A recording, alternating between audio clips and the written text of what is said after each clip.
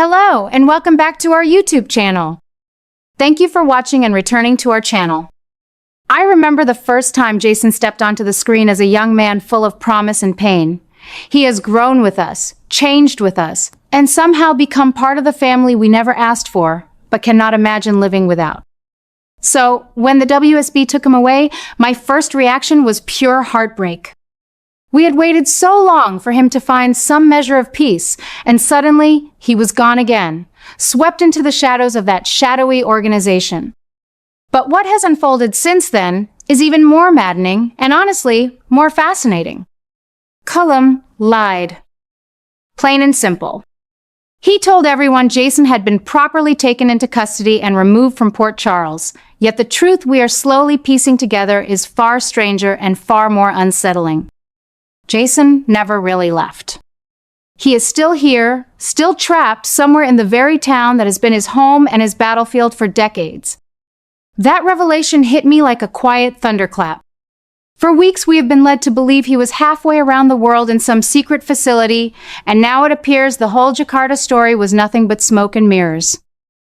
Cullum crafted that lie with the cold precision of a man who understands exactly how our minds work when we love these characters. He knew we would search, he knew Carly would move heaven and earth, and he knew Sonny would be ready to tear the world apart.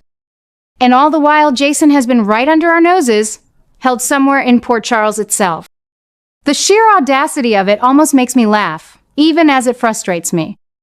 How many times have we seen powerful men in this town play God with other people's lives? Yet Cullum has taken it to a level that feels personal, almost cruel in its intimacy. What troubles me most, though, is the growing possibility that Jason is being kept at Wyndemere Castle. Of all the places in Port Charles, that old stone fortress carries the heaviest ghosts. It has seen betrayal, loss, and more than its share of secrets hidden behind those thick walls. If Jason is truly there, locked away in one of those forgotten rooms while the rest of us chase shadows across the globe, then the story has circled back on itself in the most heartbreaking way. Wyndemere has always belonged to the Cassadines, and their legacy of manipulation runs deep. To think that Jason's freedom is now tangled up in those ancient stones feels both poetic and infuriating. I keep asking myself, why there, of all places? Is it simply the most secure location Cullum could find on short notice, or is there something more deliberate at work? Something that ties back to old grudges and unfinished business that none of us have forgotten? The longer I sit with this twist, the more I realize how brilliantly it forces us to look at the people around Jason. Carly has been carrying the weight of not knowing, her worry etched into every scene in a way that feels so real to those of us who have watched her grow from a wild young woman into a fiercely protective mother and friend. Sonny, ever the loyal heart, is probably already making quiet plans in that measured way of his, never one to sit idle when family is in danger. And then there is Jocelyn. Sweet, stubborn Jocelyn, who has walked through fire more times than any young woman should have to. The idea that Jason might be the one to find her and pull her out of whatever fresh trouble she has stumbled into feels both inevitable and deeply satisfying. He has always been the quiet guardian, the one who shows up when the storm is at its worst. If the writers are steering us toward that rescue, then they are reminding us of the bonds that refuse to break no matter how many years pass or how many dangers threaten to pull them apart. I will admit, part of me wonders if this particular storyline is stretching credibility just a bit too far. We have seen Jason escape impossible situations before, and we have watched him survive wounds that would have ended lesser men. Yet the notion that he has been hidden in plain sight all this time, while the rest of Port Charles spins in confusion, pushes the boundaries even for a show that has never been afraid of the dramatic. Still, I find myself defending it in my own mind, because General Hospital has always been about the long game. It is not just about the next shocking reveal. It is about the slow burn of consequence, and the way one lie can ripple through an entire community. Cullum's deception is not merely a plot device. It is a mirror held up to the way power corrupts and the way secrets fester when they are kept too long. In that sense, the story feels true to the soul of the show I have loved for so many decades. There is also the matter of Britt, who lingers in the background of all this chaos like a question mark we cannot quite answer. She has her own complicated history with Jason, and the thought that she might be drawn into this rescue effort alongside Sunny and perhaps even Ethan adds another layer of emotional weight. I have always had a soft spot for characters who carry regret the way Britt does. Her choices have not always been wise, but they have been human, and watching her wrestle with loyalty and self-preservation right now reminds me why I keep coming back. These are not perfect people. They are flawed, stubborn, and sometimes downright reckless, but they love fiercely and they fight for what matters. That is the heart of General Hospital, the reason it has outlasted so many other daytime dramas. As the days pass and new clues surface, I find myself more convinced than ever that Jason's return will not be quiet. It will be explosive, the kind of moment that sends ripples through every corner of Port Charles. Whether he walks out of Wyndemere on his own strength or is carried out in a daring rescue, the impact will be the same. Lives will shift. Alliances will be tested. And those of us who have watched through marriages, births, deaths, and every imaginable crisis will feel it in our bones. I cannot help but smile at the thought, even as I worry for the younger generation, Jocelyn especially, who must learn the same hard lessons we learned years ago.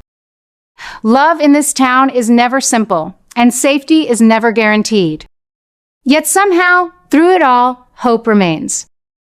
I suppose that is what keeps me tuning in, even now when the evenings grow longer and my knees complain a little more than they used to. General Hospital has never promised us easy answers or tidy endings. It has only promised us that the people we care about will keep fighting, keep loving, and keep surprising us. Jason's current ordeal, with all its layers of deception and quiet desperation, is simply the latest chapter in a much larger story. It is messy, it is bold, and at times, it feels almost too much. But it is also deeply, unmistakably ours. And as long as the lights stay on in Port Charles, I will be right here, watching alongside the rest of you, ready to see what happens next. Because after all these years, I still believe the best surprises are yet to come. The beauty of it all is how the writers continue to weave the past into the present. Every time Jason's name is mentioned, I am taken back to the boy he once was, the man he became, and the complicated hero he is today. The same is true for Carly, whose devotion to him has survived more storms than I can count. When she learns the truth about Cullum's lies, I suspect her reaction will be volcanic, and I, for one, cannot wait to see it. There is something comforting in knowing that certain friendships in this town are as steady as the harbor itself. They bend, they strain, but they do not break. That steadiness is what gives me comfort when the plot takes these wild turns. Of course, I must acknowledge the darker side of this current arc. The fact that Cullum would go to such lengths to keep Jason hidden speaks volumes about how dangerous the man truly is. He is not merely an antagonist. He is a force that threatens the very fabric of the community we have grown to love.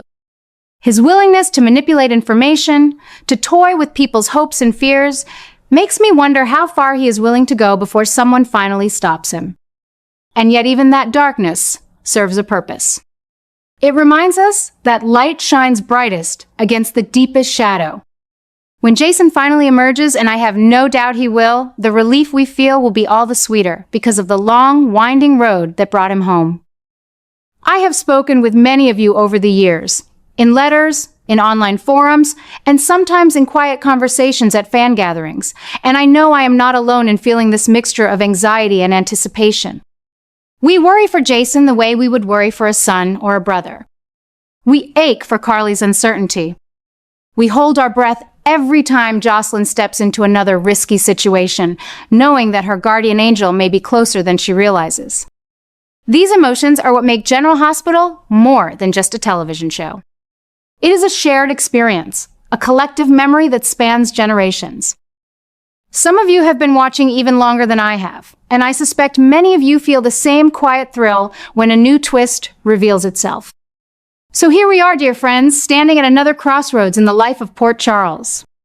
Jason remains hidden. Cullum's web of lies grows more intricate by the day, and the promise of a rescue that could change everything hangs in the air like the scent of salt from the harbor. I do not pretend to know exactly how it will all unfold, but I trust the storytellers who have guided us through so many seasons.